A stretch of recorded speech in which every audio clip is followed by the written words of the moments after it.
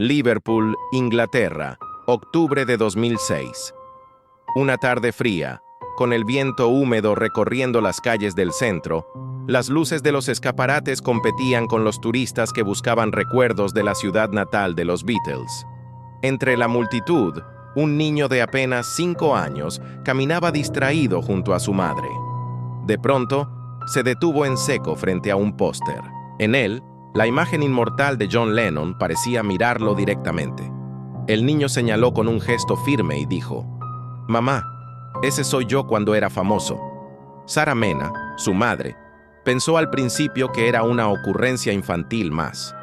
Quizás Ryan había escuchado el nombre de los Beatles en la escuela o visto una caricatura en televisión, pero había algo distinto en el tono de su voz. No era un juego, no era un invento pasajero. Lo dijo con una seguridad perturbadora, como quien recuerda algo obvio. Michael, su padre, quedó inmóvil. No eran coleccionistas de discos, ni siquiera escuchaban rock en casa. No había explicación racional para aquellas palabras.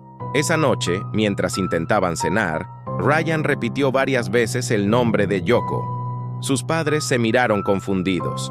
Nunca habían mencionado a Yoko Ono en casa, y el niño no podía haber aprendido de ella por casualidad.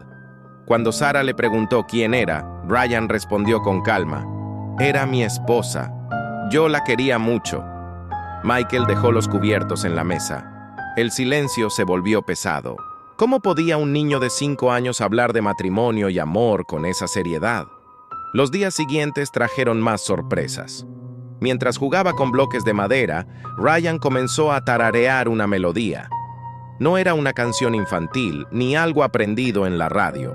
Sus padres, intrigados, prestaron atención. La secuencia de notas tenía coherencia, estructura y un aire melancólico inconfundible. Michael, amante casual de la música, reconoció algo familiar en aquel tarareo. Parecía una variación incompleta de un tema de los Beatles. Pero, ¿cómo era posible que Ryan lo conociera si jamás habían puesto ese disco en casa?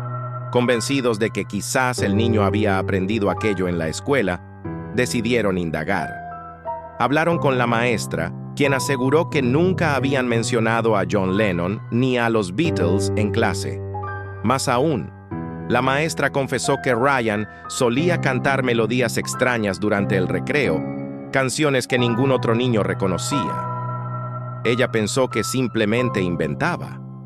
Pero ahora, a la luz de los comentarios en casa, comenzaba a preguntarse si había algo más detrás de aquel comportamiento inusual. Una tarde, Michael decidió ponerlo a prueba. Encendió el televisor y buscó un documental sobre la historia del rock.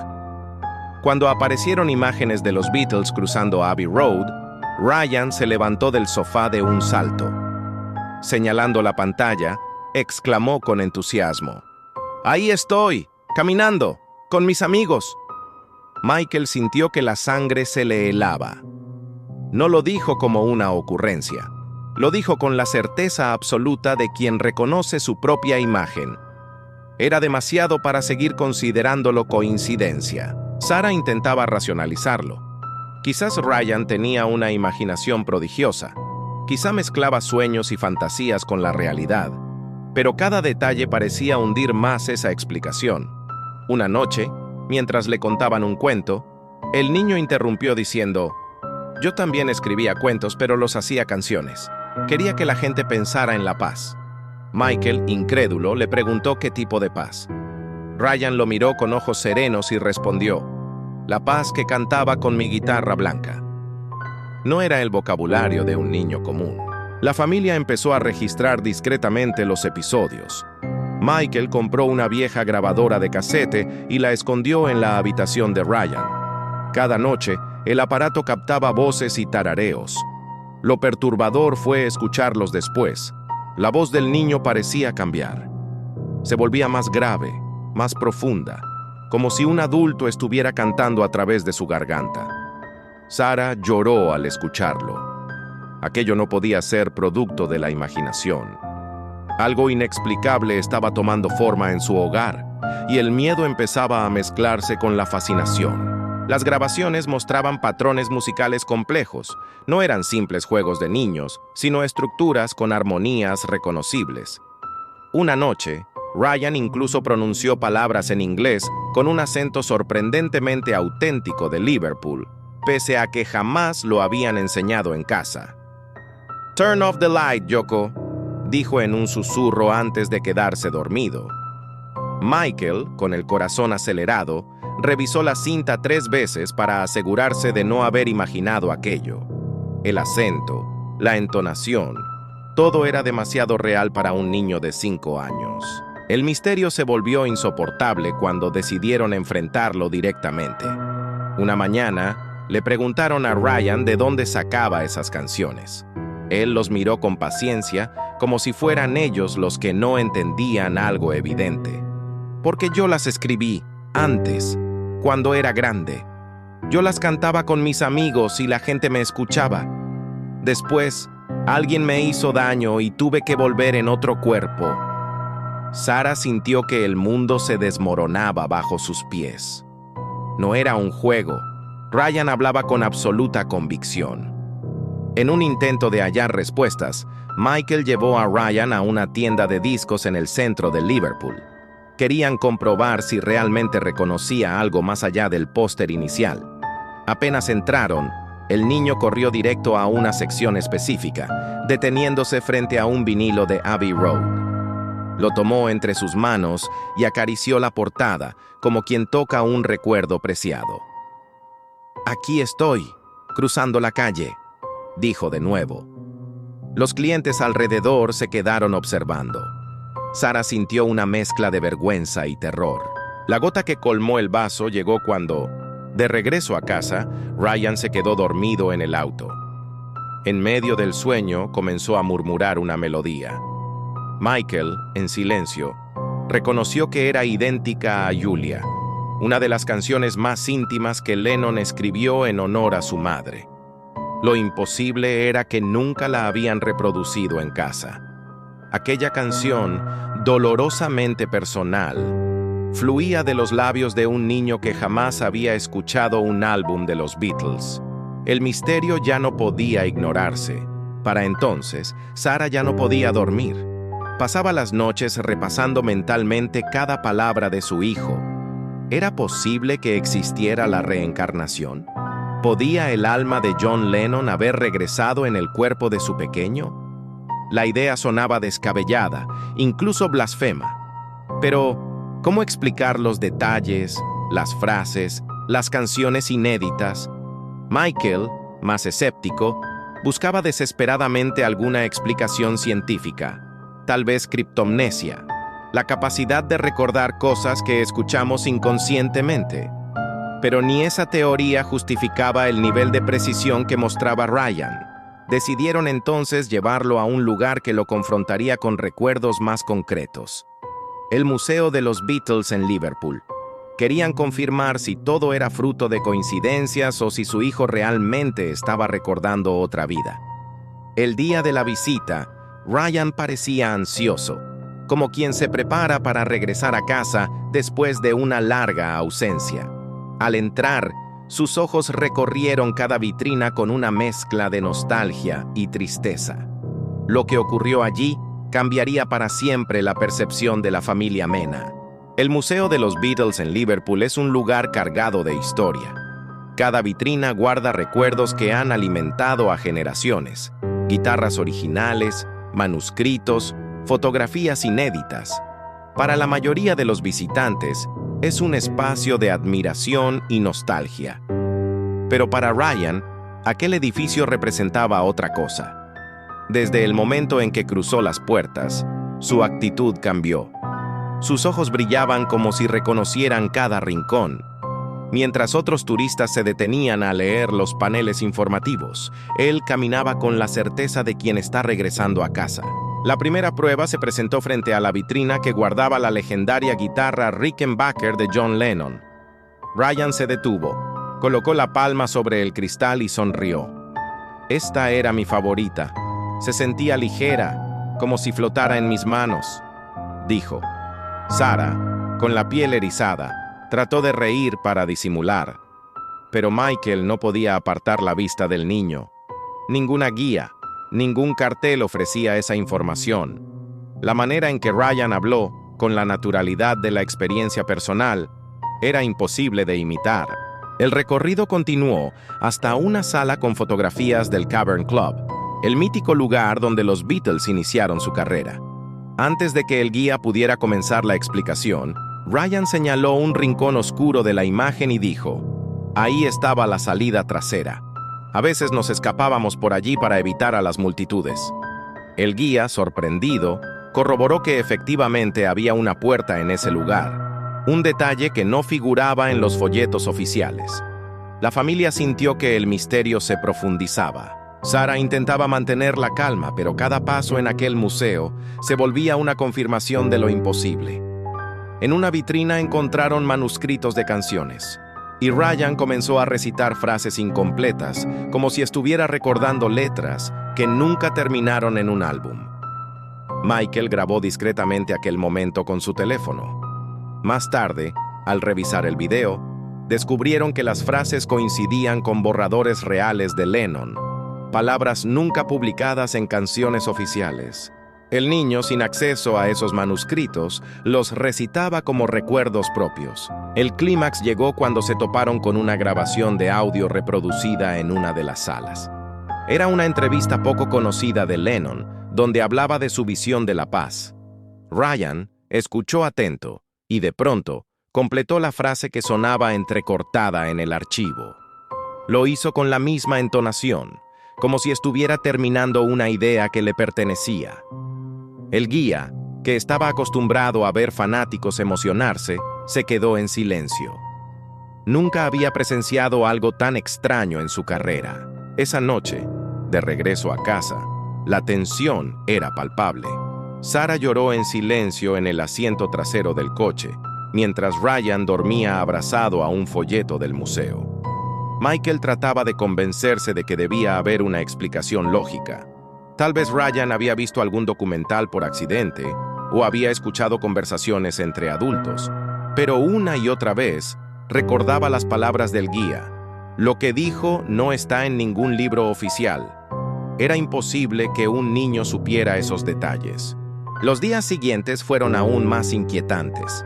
Ryan comenzó a pedir que le pusieran música de los Beatles, aunque nunca antes había mostrado interés por escuchar discos. Cuando Michael le reprodujo Here Comes the Sun, el niño se llevó las manos al rostro y rompió a llorar. Entre sollozos murmuró: era George. Lo extraño mucho. Sus padres quedaron paralizados.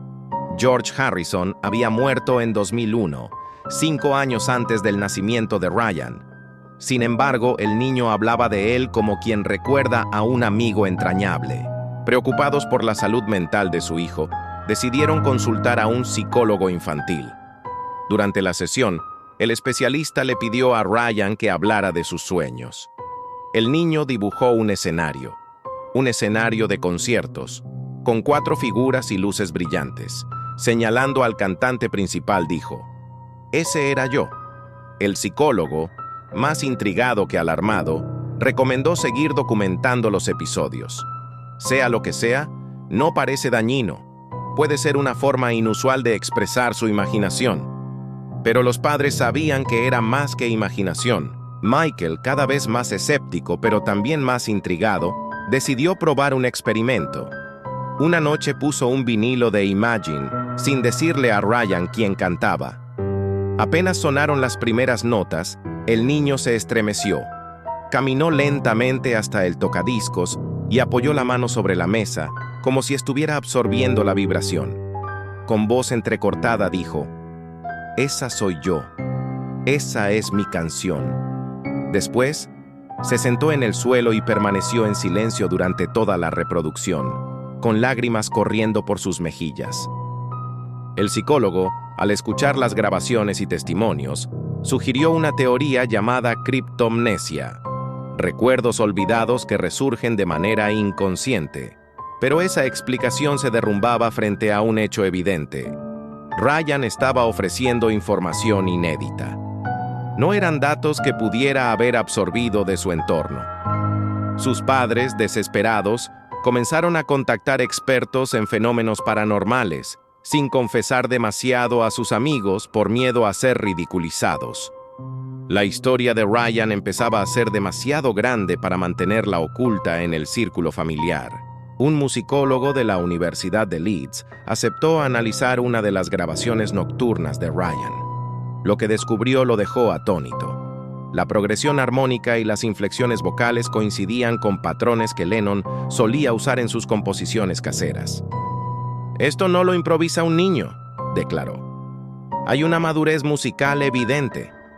Aunque no se atrevió a afirmar que se trataba de reencarnación, sí concluyó que las probabilidades de que un niño inventara eso eran prácticamente nulas. Para los padres, la frontera entre ciencia y misterio se desdibujaba. Cada revelación sumaba un peso emocional insoportable para la familia. Sarah oscilaba entre el temor y la fascinación. En las noches rezaba para que todo fuera un malentendido, pero en el fondo comenzaba a aceptar la posibilidad de que su hijo fuera, de algún modo inexplicable, la reencarnación de John Lennon. Michael aún resistía, buscando explicaciones terrenales, pero incluso él debía admitir que las pruebas eran cada vez más sólidas. Y lo más inquietante estaba aún por llegar: las canciones que el mundo nunca había escuchado. Fue en ese periodo cuando Ryan comenzó a despertar a mitad de la noche para cantar canciones completas, piezas que no existían en ningún catálogo. Una de ellas, grabada por Michael, tenía versos en inglés que hablaban de un puente entre mundos y de volver para terminar lo que quedó inconcluso. La melodía era tan poderosa que al escucharla Sarah rompió en llanto. La canción parecía un mensaje directo, una confesión desde más allá de la muerte. El misterio se volvía abrumador. La noticia comenzó a filtrarse entre vecinos y conocidos. Algunos pensaban que era un truco de los padres, otros creían que el niño estaba poseído por alguna fuerza. Sin embargo, quienes escuchaban las grabaciones quedaban conmovidos. Había una autenticidad imposible de fingir. Un periodista local se enteró de la historia y pidió entrevistarlos. Michael se negó, temiendo que ridiculizaran a su hijo. Pero la historia de Ryan ya había dejado de ser un secreto familiar. Estaba destinada a convertirse en un fenómeno imposible de ignorar. El fenómeno de Ryan alcanzó un nuevo nivel la primera vez que interpretó una canción inédita de principio a fin. Era una noche tranquila en la casa de los Thompson. Michael había dejado una grabadora en la mesita de noche del niño, convencido de que los episodios nocturnos merecían ser documentados con rigor. Cuando escucharon la cinta al día siguiente, no podían creer lo que oían. Una melodía compleja, con acordes inesperados, y una letra que hablaba de reconciliación, esperanza y del anhelo de volver a empezar. La voz de Ryan, infantil pero cargada de una emoción madura, parecía venir de otro tiempo.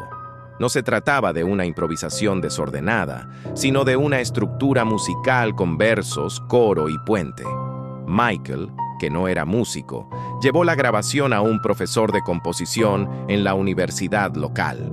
Tras escucharla varias veces, el experto concluyó: «Esto es obra de alguien que comprende la teoría musical. No hay forma de que un niño de 7 años pueda crear algo así de la nada». La familia quedó atónita.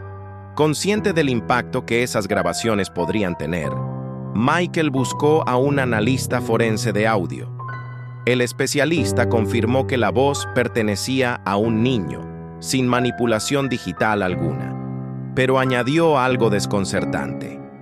La melodía mostraba patrones armónicos similares a los que John Lennon usaba en sus composiciones solistas. Comparó las progresiones con Jealous Guy y Watching the Wheels, señalando coincidencias demasiado específicas.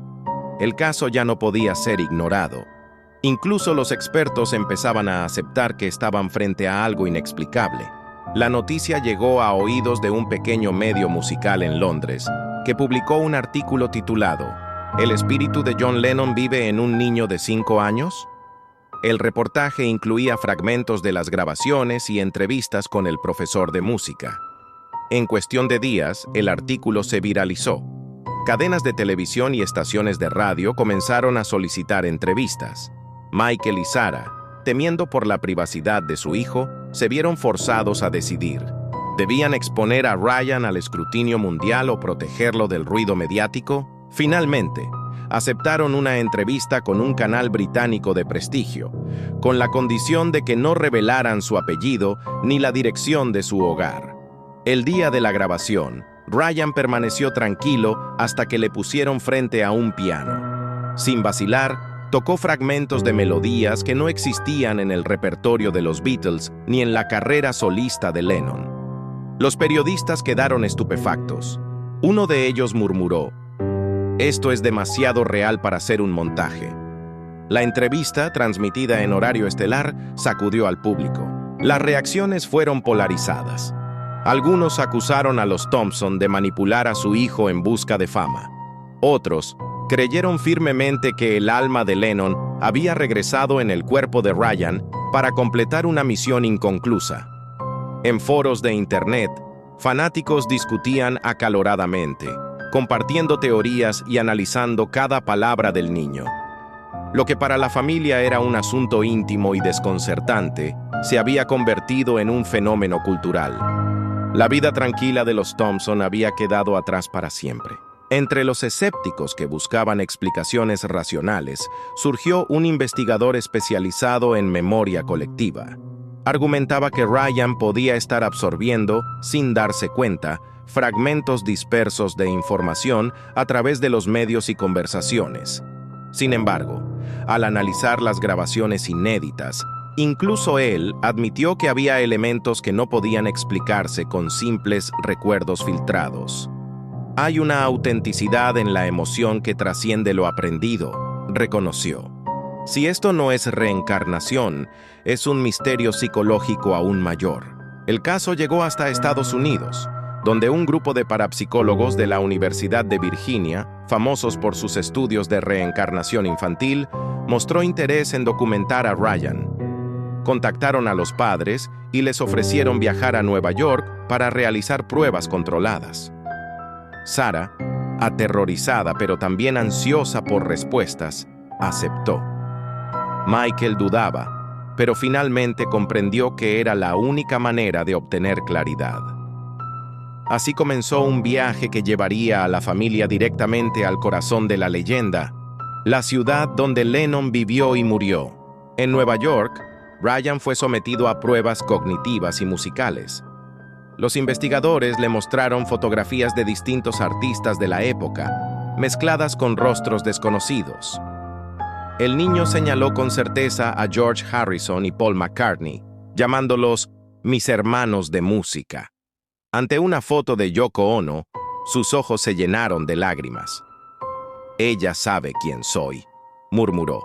Los expertos, aunque acostumbrados a testimonios extraños, quedaron profundamente conmovidos por la intensidad de su reacción.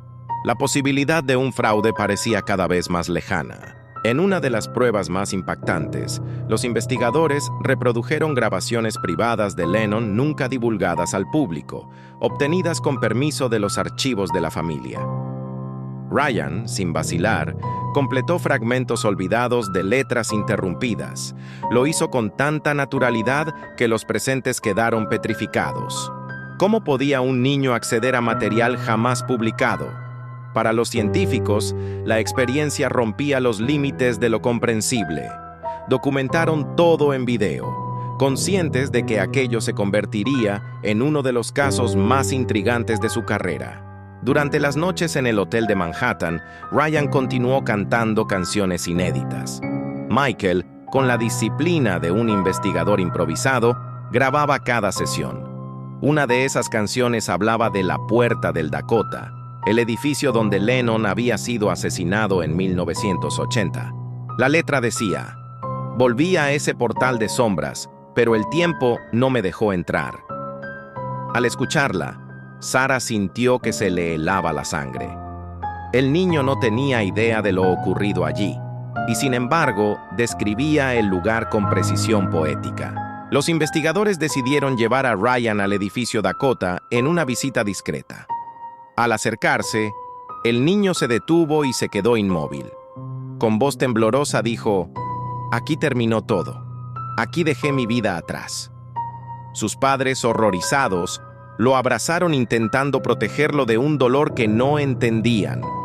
Los expertos tomaron nota detallada, conscientes de que estaban presenciando un acontecimiento histórico. Para Ryan, aquel instante fue devastador. Durante días posteriores, permaneció en silencio, como si revivir el momento lo hubiera marcado de una manera irreparable. La experiencia en Nueva York consolidó la convicción de Sarah. Su hijo era la reencarnación de Lennon. Michael, aunque todavía luchaba con el escepticismo, ya no podía negar lo evidente. Las pruebas, las canciones inéditas, los detalles históricos, todo formaba un rompecabezas imposible de explicar con lógica convencional. El peso de la verdad comenzaba a hundirlos. ¿Qué destino le esperaba a Ryan? ¿Sería condenado a vivir a la sombra de un ídolo inmortal? ¿O había en todo esto una misión más profunda que debían comprender? Con cada paso, la historia se hacía más grande, más peligrosa y más difícil de ocultar. Los medios continuaban acechando, y los investigadores preparaban un informe que prometía sacudir las bases del entendimiento científico. Mientras tanto, Ryan parecía atrapado entre dos mundos, el de un niño común y el de una leyenda que se negaba a desaparecer.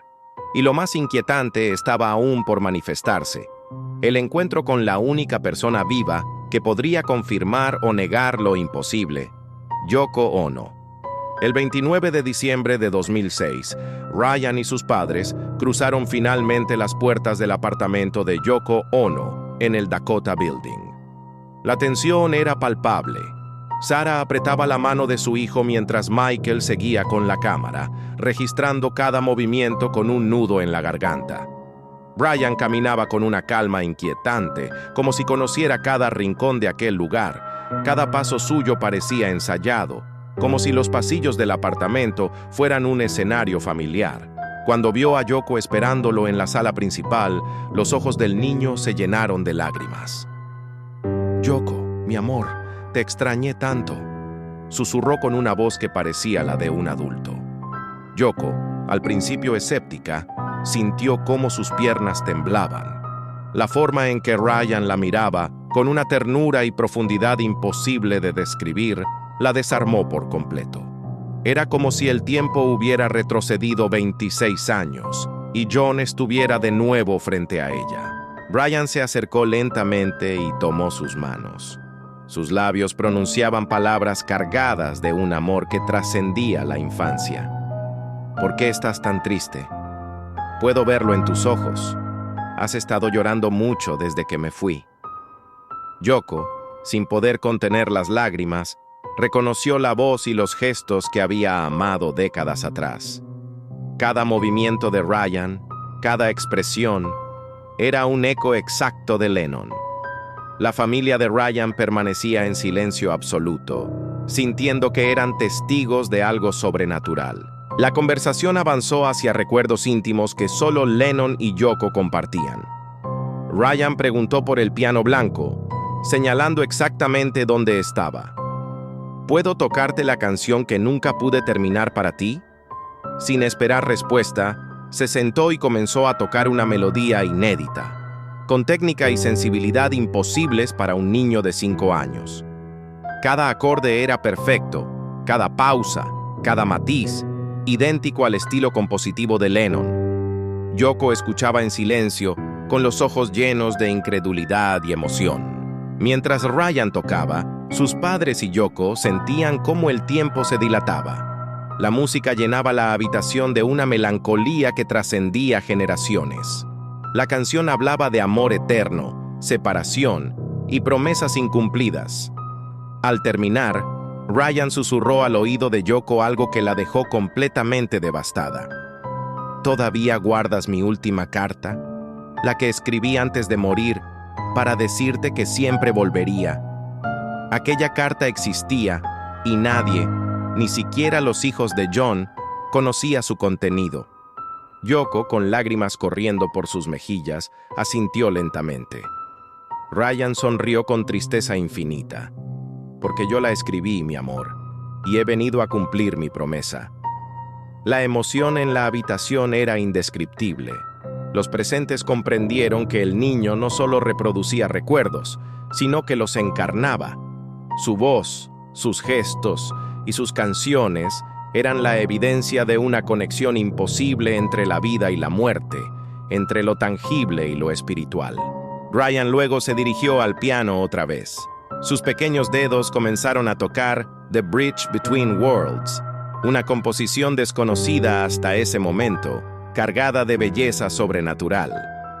La melodía hablaba de la vida después de la muerte, de la continuidad del alma y del amor que trasciende lo físico. La voz del niño, ahora transformada en la de Lennon, resonaba con una precisión técnica y emocional que helaba la sangre. Cada nota parecía contar un mensaje secreto que solo aquellos con fe podrían comprender. Al terminar la pieza, Ryan se levantó y miró a todos los presentes con solemnidad.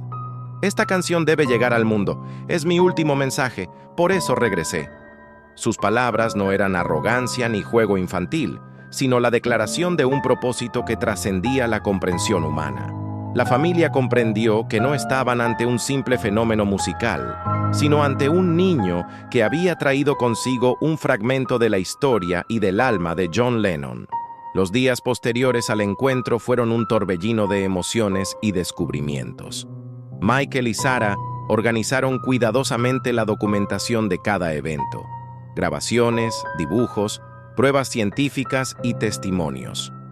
Ryan continuaba mostrando comportamientos que recordaban a Lennon, desde melodías inéditas hasta recuerdos íntimos de su vida anterior. La pareja sabía que, aunque el mundo no creyera, estaban ante un caso que redefiniría la historia de la música y el concepto mismo de la reencarnación. Mientras tanto, la repercusión mediática creció sin control. Documentales, programas de televisión y revistas especializadas comenzaron a cubrir la historia, aunque los Thompson protegían cuidadosamente la identidad de Ryan. El debate público se intensificó. Algunos sostenían que era un fraude elaborado, otros afirmaban que era la prueba más sólida de la reencarnación jamás registrada. Los científicos continuaban desconcertados, incapaces de ofrecer explicaciones convincentes sobre cómo un niño podía poseer información que ni los más grandes expertos conocían. Ryan mostró, incluso, emociones que solo Lennon había experimentado. Recordaba momentos de felicidad y tristeza, risas compartidas con Paul y George, y el dolor de la pérdida. Cada detalle que mencionaba coincidía con cartas, diarios y documentos privados de la época, archivados y olvidados. La precisión de sus recuerdos no dejaba lugar a dudas. Estaba accediendo a memorias de un pasado que, oficialmente, había terminado décadas atrás. La evidencia era abrumadora, y la familia sentía la responsabilidad de preservar cada instante. El vínculo con Yoko se volvió aún más profundo. Ryan no solo recordaba canciones, sino gestos y rutinas que la artista había vivido junto a Lennon.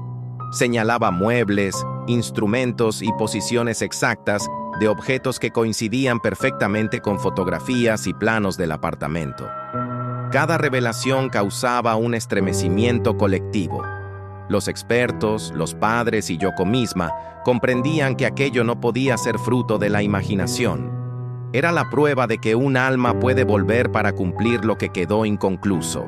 Finalmente, los Thompson comprendieron que su hijo tenía una misión: transmitir mensajes y composiciones que Lennon no pudo concluir. La intensidad emocional del niño, la perfección musical y la exactitud de los recuerdos transformaban la experiencia en algo más que extraordinario. Ryan no solo era un niño prodigio, era un puente entre el pasado y el presente, entre la vida y la muerte. La responsabilidad recaía sobre ellos: protegerlo y documentar la evidencia para que el mundo pudiera comprender algo que desafía la lógica y la historia. Consciente del alcance de la situación, Michael comenzó a redactar un diario meticuloso de cada evento, incluyendo notas sobre reacciones emocionales, coincidencias históricas y análisis musicales. Sarah, por su parte, buscaba la manera de equilibrar la vida de Ryan como niño y como encarnación de un ícono. Ambos sabían que la historia no solo desafiaba la música, sino la percepción misma de la vida, la muerte y la identidad. Su labor era preservar la memoria, mientras protegían a Ryan de un mundo que podría no estar listo para aceptarla. El 29 de diciembre de 2006, tras el encuentro inicial, Ryan permaneció unos minutos en silencio frente al piano blanco. Sus padres y Yoko lo observaban expectantes, conscientes de que algo extraordinario estaba por suceder. Con una calma que contrastaba con su edad, Ryan colocó sus manos sobre las teclas y respiró profundo, como si se conectara con recuerdos muy lejanos. Cada gesto parecía reflejar la experiencia de toda una vida anterior, la vida de John Lennon. Comenzó a tocar The Bridge Between Worlds, la melodía que según él era su última misión. Sus pequeños dedos se movían con precisión sobrenatural, ejecutando acordes que ningún niño de 5 años podría reproducir. La música llenó la sala con una intensidad que sobrepasaba lo tangible. Yoko escuchaba con lágrimas en los ojos, cada nota evocando memorias de su pasado con John, recuerdos que solo ella y el propio Lennon conocían. Mientras tocaba, Ryan comenzó a cantar. Su voz se transformó por completo, adoptando el timbre, la cadencia y el vibrato característico de Lennon. Cada palabra estaba impregnada de emoción y melancolía, describiendo el amor eterno y la esperanza que trasciende la muerte. Sus padres y Yoko sentían que estaban presenciando un milagro. Un niño de 5 años interpretando con total fidelidad la última creación de un ícono mundial, algo que parecía imposible, pero que sucedía ante sus ojos. La melodía continuaba y, con ella, el mensaje que Lennon había dejado para el mundo. Ryan cantaba sobre la vida después de la muerte, sobre la conexión de los seres amados más allá del tiempo y el espacio, sobre la necesidad de mantener viva la esperanza y el amor. Cada frase estaba acompañada por pausas y suspiros que reflejaban la misma interpretación emocional de Lennon en sus últimas grabaciones, incluyendo los momentos privados en el Dakota Building. Al terminar la canción, un silencio absoluto llenó el apartamento. Ryan levantó la mirada y dijo con solemnidad: «Esta canción debe llegar al mundo. Es mi último mensaje, por eso regresé». Sus palabras no eran un capricho infantil. Eran la declaración de una misión, un propósito que trascendía su propia vida. Yoko, con lágrimas en el rostro, comprendió que aquel niño era, de alguna manera imposible de explicar, la encarnación de John Lennon y su legado musical. Michael y Sarah, aún temblando, entendieron que su hijo había cumplido algo más que un acto musical. Ryan había conectado con la esencia de Lennon, recreando momentos íntimos y musicales que jamás habían sido publicados. Cada detalle, cada nota, cada gesto coincidía con registros históricos y recuerdos privados. La familia comprendió que estaban siendo testigos de un fenómeno que desafiaba la lógica y la historia misma de la música mundial. Después de la interpretación, Ryan explicó a sus padres y a Yoko la importancia de la canción. Es sobre cómo el amor puede sobrevivir a la muerte, sobre cómo nunca debemos olvidar a quienes amamos. Quiero que todos lo escuchen, porque es mi mensaje para la humanidad. La emoción en la sala era indescriptible. Lloraban, temblaban y sentían un asombro profundo. La evidencia de reencarnación y la conexión emocional de Ryan con John Lennon eran ahora irrefutables para los presentes. Yoko, conmovida, tomó la mano de Ryan y le dijo: «Nunca imaginé que alguien pudiera traerme recuerdos y emociones que creía perdidas. Gracias por cumplir la promesa de John». Ryan sonrió, con la ternura y la madurez de alguien que ha vivido una vida entera, y susurró: «Siempre estaré aquí para ti, para que nuestro amor nunca se pierda». La intensidad de la escena era tan profunda que cualquier espectador podía sentir la mezcla de alegría, dolor y asombro. Tras el encuentro, la familia regresó al hotel. Michael y Sarah decidieron documentar todo meticulosamente. Grabaciones, dibujos, notas y audios de las interpretaciones nocturnas. Ryan continuaba mostrando conocimientos y habilidades que confirmaban su conexión con la vida pasada. Cada canción inédita, cada melodía compuesta, demostraba que la creatividad de Lennon había encontrado un canal inesperado, un puente entre mundos que nadie podría explicar con lógica científica.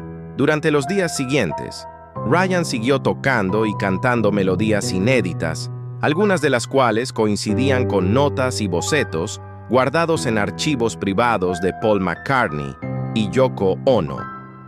El Dr. James Harrison, musicólogo de Liverpool, confirmó que las progresiones armónicas, los arreglos y los matices vocales eran idénticos a los de Lennon.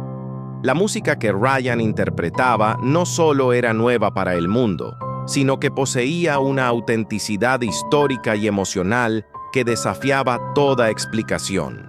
El impacto del caso trascendió la esfera familiar. Documentales, revistas y científicos comenzaron a analizar las grabaciones, buscando explicaciones racionales. Ninguna teoría podía explicar cómo un niño de 5 años podía poseer recuerdos, habilidades musicales y conocimiento íntimo de la vida de un adulto fallecido hace décadas. Ryan no era un prodigio común, era un fenómeno único, una evidencia palpable de que la conciencia y el amor pueden superar los límites de la muerte. Para Ryan, la experiencia tenía un propósito. No solo debía compartir las canciones inéditas, sino también transmitir un mensaje: que la vida no termina con la muerte, que el amor trasciende el tiempo y que los recuerdos y emociones pueden persistir más allá de lo físico. Cada gesto, cada nota y cada palabra estaba cargada de intención, mostrando que el niño no solo recordaba, sino que comprendía profundamente el significado de su misión. Finalmente, los últimos días en Nueva York fueron de recogimiento y reflexión. Ryan dibujó planos del apartamento, tocó el piano blanco y narró anécdotas que solo Lennon y Yoko habían compartido. Sus padres comprendieron que su hijo había traído consigo un fragmento de historia, un mensaje que debía preservarse. La evidencia no solo era musical, era emocional, histórica y espiritual. Ryan encarnaba un puente entre mundos, un recordatorio de que la vida y la muerte están más conectadas de lo que creemos. La historia de Ryan McKenna es ahora considerada uno de los casos más impactantes y documentados de reencarnación. Desde Liverpool hasta Nueva York, sus experiencias han sido estudiadas por científicos, musicólogos y especialistas en espiritualidad. Cada canción, cada gesto y cada revelación han dejado un legado único: la posibilidad de que la conciencia humana pueda trascender la muerte y que el amor verdadero pueda encontrar caminos inimaginables para perdurar. El mensaje final es claro: la música, el amor y los recuerdos son eternos. Ryan regresó para cumplir una promesa, para entregar la última canción de Lennon y para demostrar que el alma puede volver con un propósito. Su historia desafía la lógica, pero ofrece esperanza. La vida no termina, el amor permanece y las conexiones más profundas trascienden el tiempo y la muerte. Cada nota que tocó y cada palabra que pronunció quedará grabada como un legado eterno, un puente entre mundos que nadie podrá olvidar.